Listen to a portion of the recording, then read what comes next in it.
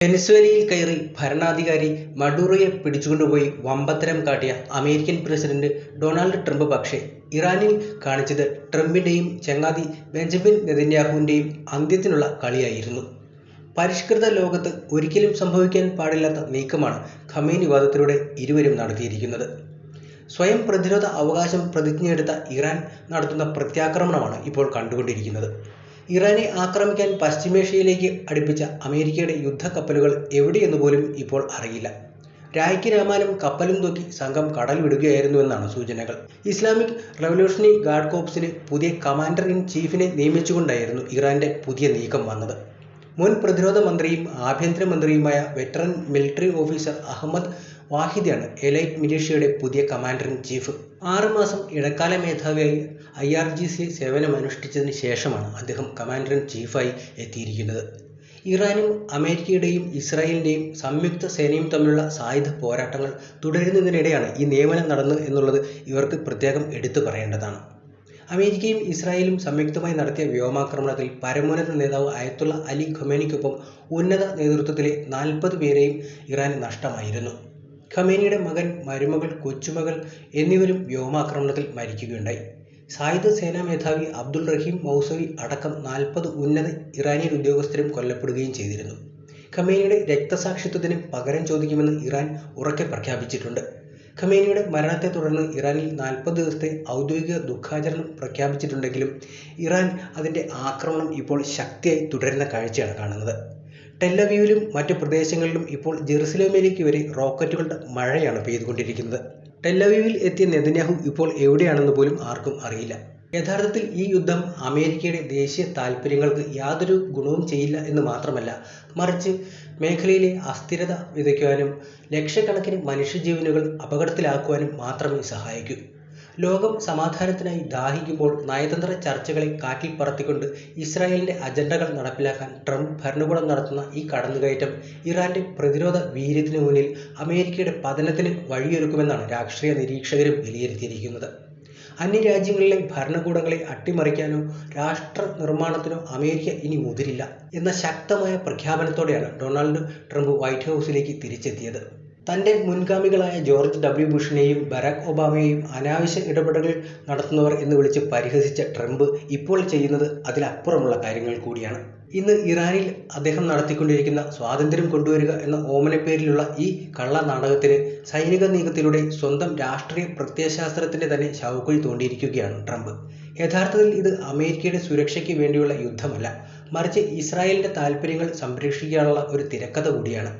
ഇറാനെ ആക്രമിക്കാൻ ഇസ്രായേൽ 2 പതിറ്റാണ്ടുകളായി അമേരിക്കയെ പ്രേരിപ്പിച്ചു കൊണ്ടിരിക്കുകയായിരുന്നു. ഒടുവിൽ ട്രംപിലൂടെ അവരത് നേടിയെടുക്കുകയും ചെയ്തു. അമേരിക്കൻ നികുതി പണവും സൈനികരുടെ ജീവനും പണയപ്പെടുത്തിക്കൊണ്ട് നെതന്യാഹുവിന്റെ രാഷ്ട്രീയ അജണ്ടകൾക്ക് ട്രംപ് കൂട്ടുനിൽക്കുകയാണ് എന്ന ആരോപണം അമേരിക്കയിൽ നിന്ന് തന്നെ ഇപ്പോൾ ഉയരുന്നുണ്ട്.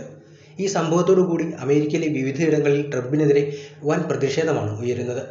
ന്യൂയോർക്കിലെ മേയർ മൊംതാനി തന്നെ അദ്ദേഹത്തിനെതിരെ രൂക്ഷ വിമർശനം നടത്തി രംഗത്തു വരുന്നതും കണ്ടതാണ്.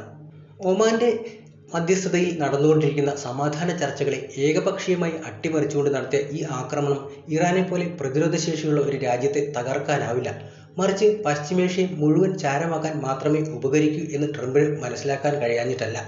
ട്രംപ് മുൻപ് വിമർശിച്ച അതേ നിയോ കൺസർവേറ്റീവ് യുദ്ധക്കൊതി തന്നെയാണ് ഇന്ന് അദ്ദേഹത്തെ നയിക്കുന്നതെന്ന് അമേരിക്കൻ ജനത വരെ തിരിച്ചറിഞ്ഞു കഴിഞ്ഞു. 2003 ഇറാഖിന്റെ പക്കൽ കൂട്ടക്കുരുതിക്കുള്ള ആയുധങ്ങൾ ഉണ്ടെന്ന് വ്യാജ പ്രചാരണം നടത്തി അമേരിക്കയെ യുദ്ധത്തിലേക്ക് വലിച്ചിഴച്ച അതേ തിരക്കഥയാണ് ഇന്ന് ഇറാന്റെ കാര്യത്തിലും ആവർത്തിക്കുന്നത്. ഇസ്രായേൽ പ്രധാനമന്ത്രി ബെഞ്ചമിൻ നെതന്യാഹു കഴിഞ്ഞ 2 പതിറ്റാണ്ടുകളായി അന്താരാഷ്ട്ര വേദികളിൽ ഇറാന്റെ ആണവ മിസൈൽ ശേഷിയെക്കുറിച്ച് നൽകുന്ന തെറ്റായ വിവരങ്ങൾ അമേരിക്കയെ മറ്റൊരു വിനാശകരമായ യുദ്ധത്തിലേക്കും നയിച്ചിരിക്കുകയാണ്. ഇറാൻ ആണവായുധം നിർമ്മിക്കാൻ തയ്യാറെടുക്കുന്നു എന്ന നെതന്യാഹുവിന്റെ വാദം അന്താരാഷ്ട്ര ആണവ ഊർജ്ജ ഏജൻസി പലതവണ തള്ളിക്കളഞ്ഞതാണ്. യുറേനിയം സമ്പുഷ്ടീകരണം സമാധാനപരമായ ആവശ്യങ്ങൾക്കാണെന്ന ഇറാന്റെ വാദത്തെ ശരിവയ്ക്കുന്ന റിപ്പോർട്ടുകളാണ് പലപ്പോഴും പുറത്തു വന്നിട്ടുള്ളത്. അതിലുപരി ട്രംപ് ഭരണകൂടത്തിലെ തന്നെ ഉന്നത ഉദ്യോഗസ്ഥർ ഇറാൻ ആണവ പദ്ധതി ആയുധമാക്കുന്നു എന്നതിന് കൃത്യമായ തെളിവില്ലെന്ന് രഹസ്യമായി തന്നെ സമ്മതിച്ചിട്ടുള്ളതാണ്. എന്നിട്ടും നെതന്യാഹുവിന്റെ സമ്മർദ്ദത്തിന് വഴങ്ങി നയതന്ത്ര ചർച്ചകൾക്കിടയിൽ ഇറാന്റെ ആണവ കേന്ദ്രങ്ങളിൽ ബോംബിട്ടത് ലോകത്തെ ഞെട്ടിച്ച വഞ്ചന കൂടിയായിരുന്നു. ഇറാന്റെ ബാലിസ്റ്റിക് മിസൈലുകൾ അമേരിക്കൻ തീരത്തെത്തുമെന്ന നെതന്യാഹുവിന്റെ പ്രവചനം കേവലം രാഷ്ട്രീയ പ്രേരിതമാണെന്ന് ശാസ്ത്രജ്ഞരും ചൂണ്ടിക്കാട്ടിയിട്ടുണ്ട്. 5000 മൈൽ ദൂരപരിധിയുള്ള മിസൈലുകൾ ഇറാൻ വികസിപ്പിക്കുന്നുവെന്നും അവ വൈകാതെ വാഷിംഗ്ടണിൽ എത്തുമെന്നും അദ്ദേഹം ബെൻ ഷാപ്പിയോയുടെ പോഡ്കാസ്റ്റിലടക്കം വാദിച്ചിരുന്നു. എന്നാൽ ഇറാന്റെ മിസൈൽ സാങ്കേതികവിദ്യ പശ്ചിമേഷ്യയിലെയും യൂറോപ്പിലെയും നിശ്ചിത ദൂരപരിധിയിലുള്ള ലക്ഷ്യങ്ങൾക്കപ്പുറം ഭീഷണിയല്ലെന്ന് പ്രതിരോധ വിദഗ്ധർ സാക്ഷ്യപ്പെടുത്തിയിട്ടുണ്ട്. അമേരിക്കയെ ഇത്തരത്തിൽ ഭീതിയിലാഴ്ത്തി സൈനിക നടപടിക്ക് സമ്മർദ്ദമുണ്ടാക്കുക എന്നതായിരുന്നു ഈ ഭീതി വ്യാപാരത്തിന്റെ ലക്ഷ്യം കൂടി. ഒമാൻ വഴി ഇറാനുമായി അമേരിക്ക 3 ഘട്ടങ്ങളിലായി നടത്തിയ ചർച്ചകളിൽ കാര്യമായ പുരോഗതി ഉണ്ടായിരുന്നു. ഒരു സമാധാന കരാറിലെത്താൻ ഇറാൻ സന്നദ്ധത പ്രകടിപ്പിച്ചിരുന്ന അവസരം വരെ ഉണ്ടായിട്ടുണ്ട്. ഈ ഘട്ടത്തിലാണ് ഇസ്രായേൽ പ്രകോപനമില്ലാതെ ആക്രമണം ആരംഭിച്ചത്.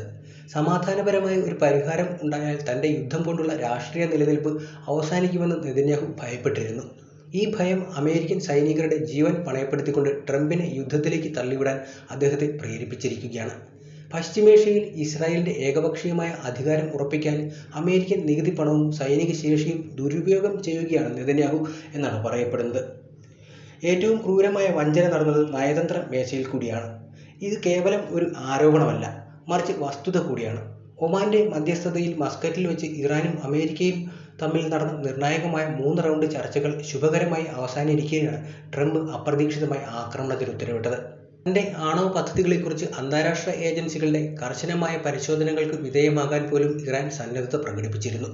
സമാധാനത്തിന്റെ ഒരു പുതിയ വാതിൽ തുറക്കപ്പെടുമെന്ന് ലോകം പ്രത്യാശിച്ചിരുന്ന നിമിഷത്തിലാണ് നയതന്ത്ര മര്യാദകളെല്ലാം കാറ്റിൽ പറത്തിക്കൊണ്ട് മിസൈലുകൾ വർഷിച്ചത്.